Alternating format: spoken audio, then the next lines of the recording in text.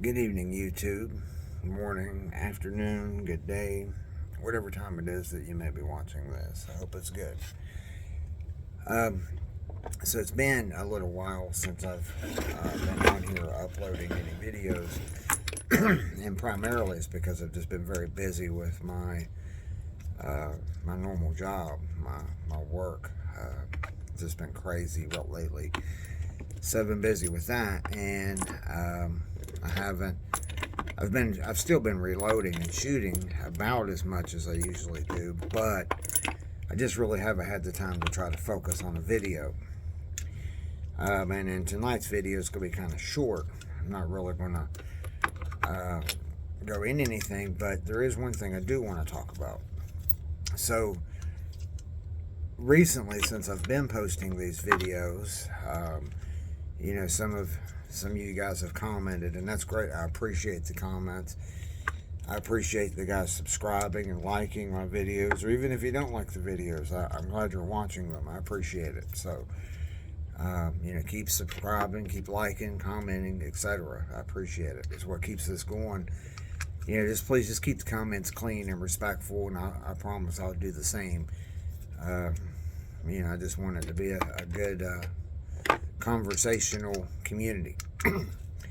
Anyway, so what I want to talk about tonight is lately there's been some comments on some of my videos about one was about different methods, like plastic versus metal, and should you use plastic due to static and that sort of thing.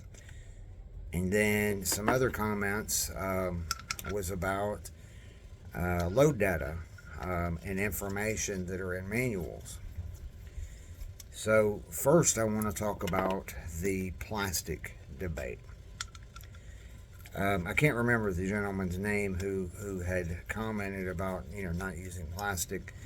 So if you happen to watch this video, my apologies. I'm terrible with names. But anyway, he brought up some good points, some very valid points about how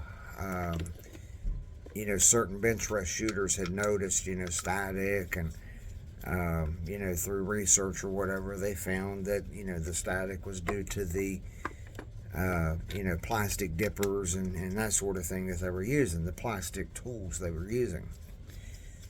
So I did some research of my own on that, both through manuals, through Google, and of course Google, and also through some independent research on tests that I performed, as well as talking to some other people who I know that's reloaded for quite some time too.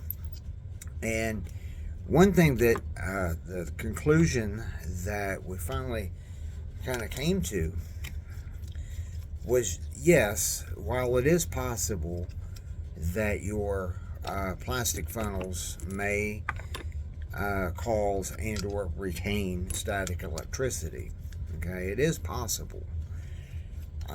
If you use a plastic bowl to put your powder in and scoop it out of, yeah, it is possible to get static there, okay. And as far as the static goes, yes, it's very possible that your powder can stick, to the scoop. If you don't get it all out in this charge, and then you go to charge your next case, that powder could come out short. There's all these scenarios of things that can happen by using, plastic tools or whatever. But it even says on the card that comes with the scoops. Let me find it on here.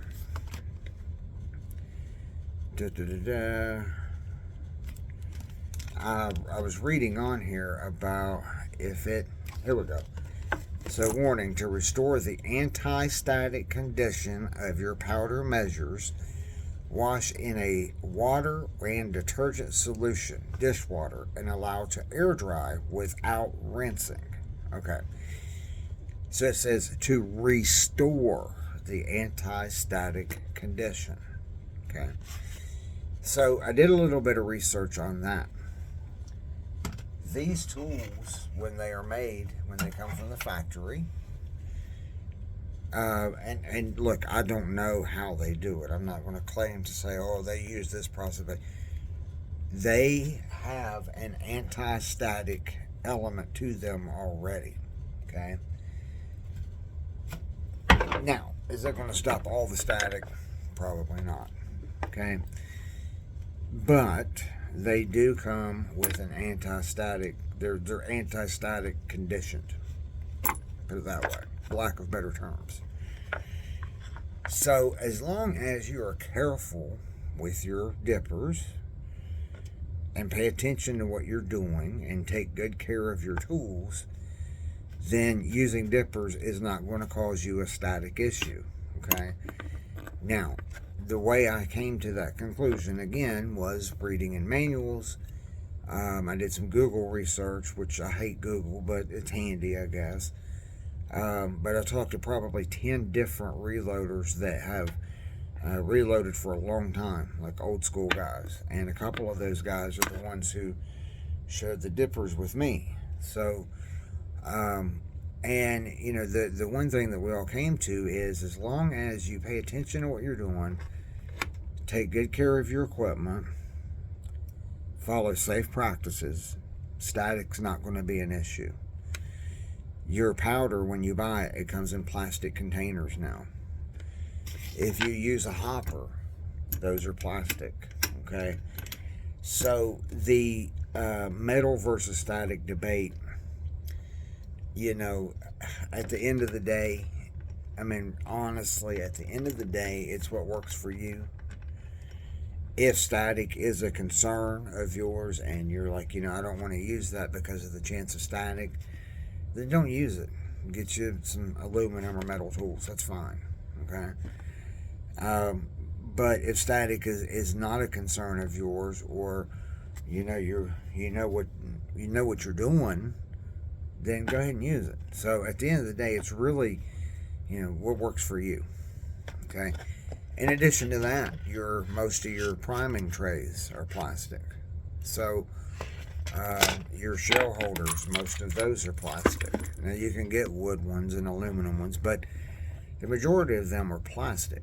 So, you know, the static plastic thing, it's not really, I mean, I guess it can be a big deal, but, and even in some of the ammo plants, you know, I'm not sure which ones, I'm not sure what the processes are, but they even use some plastic, you know, tools to a certain extent. So even with that, so the plastic really isn't that huge of an issue as long as you're following safe practices, you're using the correct tools, and you're taking good care of your tools, and you're paying attention to what you're doing.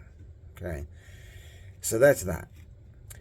And you know, and again, I know some of the things I'm going to talk about in this video, there's going to be somebody that's going to tear me apart, and they're, you know, somebody's going to say, oh, you don't know what you're talking about, and you said that. Look, I don't care. I mean, you know, I spend probably 20 plus hours a week at my bench. I load, I don't even know how many different calibers now, and you know, I've loaded thousands of rounds. And I'm not saying I'm a professional, I'm not saying I know it all, but what I am saying is, you know, I do a lot of reloading. I've done a lot of research on this topic, and you know, I'm pretty confident and I'm pretty comfortable with what I'm doing. Now, again, you know, please don't take me wrong. I'm not being a bold reloader, like, oh, I know what I'm doing, and then go blow myself up. Okay, that's, you know, not what I'm saying.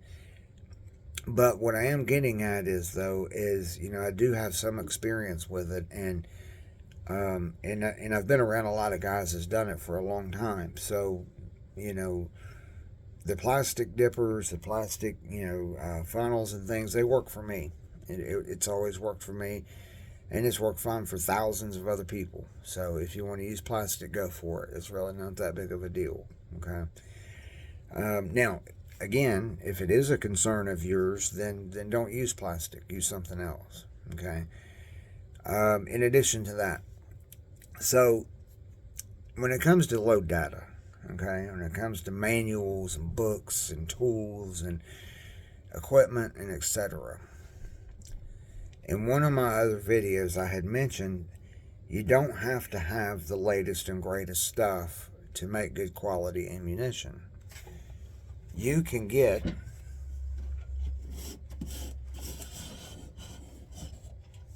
just a little simple press like this, and you can load bench rest ammunition. Okay, you can get this in one manual, 100 primers and a pound of powder, 100 bullets, 100 cases, and you can load just as good of ammunition as the guy who has the $1,000 setup. Okay, so you don't have to have the latest and greatest stuff to load ammunition. You don't. Is it handy to have? Yeah. Is it cool to have? Yeah, but you don't have to. Okay. In addition to that, you don't have to have all the nice, pretty, fancy electronic tools and things either to load good quality ammunition. You don't have to. These guys that go out and spend hundreds, if not thousands of dollars, for all these electronic things and, automated this and that. I mean, you don't have to do that. If you do, that's great. That's cool, but you don't have to, okay? You can have as basic of a setup as you want, and you can load just as good ammunition as the next guy. That is an ongoing debate. People think that they have to have the best stuff to make the best product. We really don't. We really don't, okay? There's guys out there that still use the old Lee Classic loaders where it's got the mallet and all that that's loading fantastic ammunition. So they just show you don't have to have all that. Okay. In addition to that, when it comes to manuals and books and all that sort of thing, yes, it is extremely important to have manuals, and it's extremely important to research and know what you're doing. But at the same time, don't overcomplicate it. Your manuals, for the most part, the first portion of the manual covers basics of reloading, right? And they're all, framed differently, their chapters or however they set them up. But at the end of the day, it's all the same message. It's telling you, about primers, about case length, about pressure, about all these different things. But a lot of times, your manuals, one will contradict another one. Sometimes your manuals, it'll go into greater detail about this one thing and lesser detail about that. So you have to, when you're reading your manuals and when you're learning, there's a lot of elements that you just kind of have to keep in the back of your mind, and that's where it pays to take notes. That's where it pays to kind of write things down, like, okay, this manual said this, but then also it's where it pays to start practicing at it, testing and working on it, and trying different things, okay? Someone was talking about cross-referencing data with, bullet weights. Now, that's a big point. I do it all the time.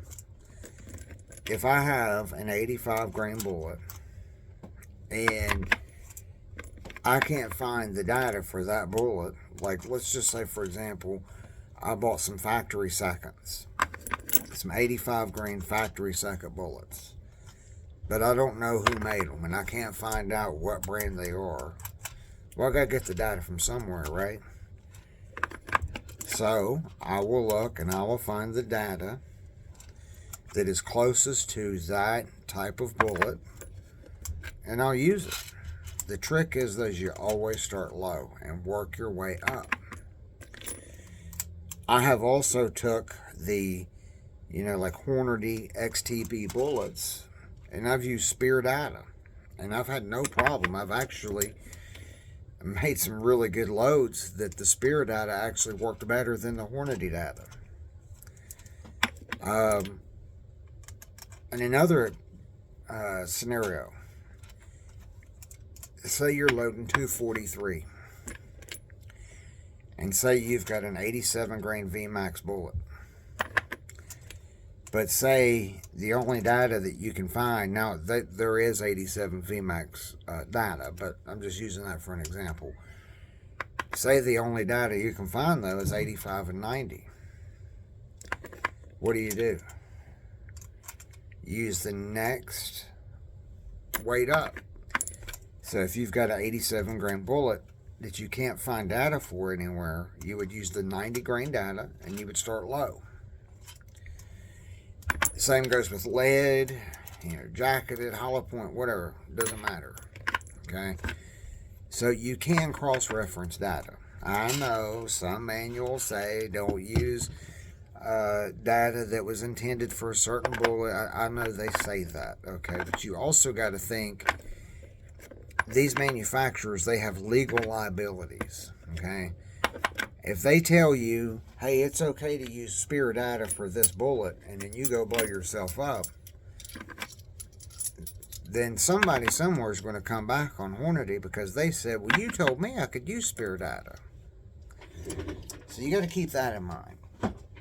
So you can cross-reference data. I do it all the time, and I know all kinds of people that do it. I've had conversations with people that do it. You can cross-reference data. You just have to be careful with what you're doing, and you have to start low and work your way up. Now, what you don't want to do, obviously, if you've got an 80 grain bullet, you don't want to use 100 grain data, of course. You know what I mean? If you have 180 grain XTP and you're using Spear data, you don't want to use the 240 grain data. You still want to use the same bullet weight data, right? So for example, if you have, and I'll show you an example real quick here, and then I got to wrap this up. But for example, we will get out this older Spear manual, number 14. And let's look up 44 Magnum, one of my favorite cartridges to load. Okay, so 44 Magnum. Let me flip this around so you can see the data. Okay, so for 240 grain bullet, there's all your data, your powders, weights, etc. See? Okay. Now, we're going to go with the Hornady book. Okay.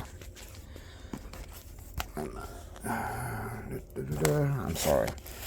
Let me flip back here to the rifle data because that's what we looked at there, and I want to try to have a similar compare. Here we go. Okay. 240 grain data. Okay, so now, obviously, it's not going to list all the same powders, right?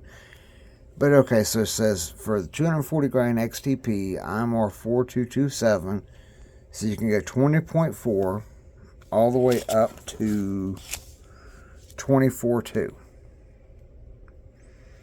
Okay? 20.4, 24.2. Now, if you look here in the Spear book, IMR 4227, 21.4 to 23.4. So the data is similar, okay? Obviously, it's not going to be the exact same, but it is similar. So H110, the Spear book is 22 to 24. The Hornady book is 19.4 to 24.8. So you see what I'm saying? The data is going to be very similar, okay? So what I'm getting at is you can reference data, but you have to be careful. Just start low, work your way up. So for example, and start with the lowest one, right? So if the Spear manual, your starting charge, say it says 20, let's just say it says 20 grains, right? Start out at 20 grains and work your way up from there. Now, what I do a lot of times is I will go, and it just kind of depends on how many I'm loading. The purpose of the round is that just a, shoot them up, plinking kind of round, or is it something I'm looking for accuracy? It just kind of depends. But what I generally do is I will start out at a certain weight, and I will go up in increments of 0.3 or 0.5. And then once I kind of start getting close to where I'm wanting to be, and I watch for pressure, I watch for accuracy, and I watch for recoil too, especially in revolvers. And once I start getting close to where I'm wanting to be, I will start going up in increments of 0.1.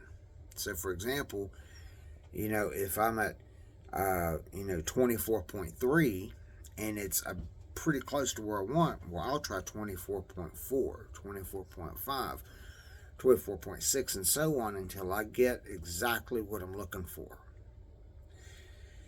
I've even went so far as trying to measure the half tenths, like 24.15 grains. Okay, and that's going a little too far with it, I think, because that point, that 0.005, well, that's not going to make that big of a difference, and it's hard to get that, especially if you're using stick powders. So my point is yes, you can cross-reference data, but you have to be careful, have to pay attention to what you're doing.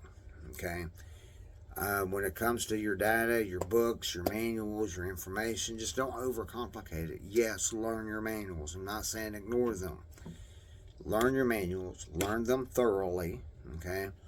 Learn as much as you can about what you're doing.